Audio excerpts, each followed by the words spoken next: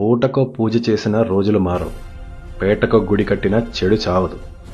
ధర్మం దీపం పెట్టే లోపల అధర్మం ఒంటికాల మీద తపస్సే చేస్తోంది. విజయం ప్రయత్నాన్ని వరిస్తుంది. అది మంచికైనా చెడుకైనా ఏది బలంగా ఉంటే అది గెలుస్తుంది. రాముడిల్లో రాయి సిరితే రావణుడు చావలా.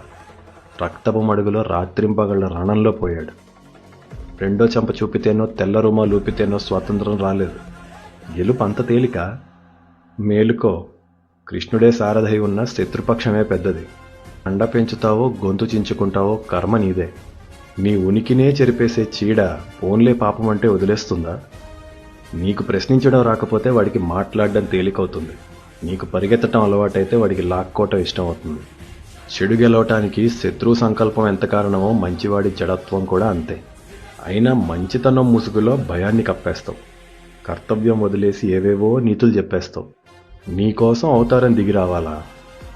గుర్తుపెట్టుకో, గాంధీవం పట్టి అర్జునుడు సిద్ధమయ్యాకే కృష్ణుడొచ్చాడు. గుర్రు పెట్టి నిద్రపోతే కాదు. క్లైబ్యం మాస్మగమః పార్థ నైతత్వయ్యుపపద్యతే క్షుద్రం హృదయ దౌర్బల్యం త్యక్కోత్తిష్ట పరంతప. ఎలాంటి శత్రువునైనా ఓడించగల పరంతప లే.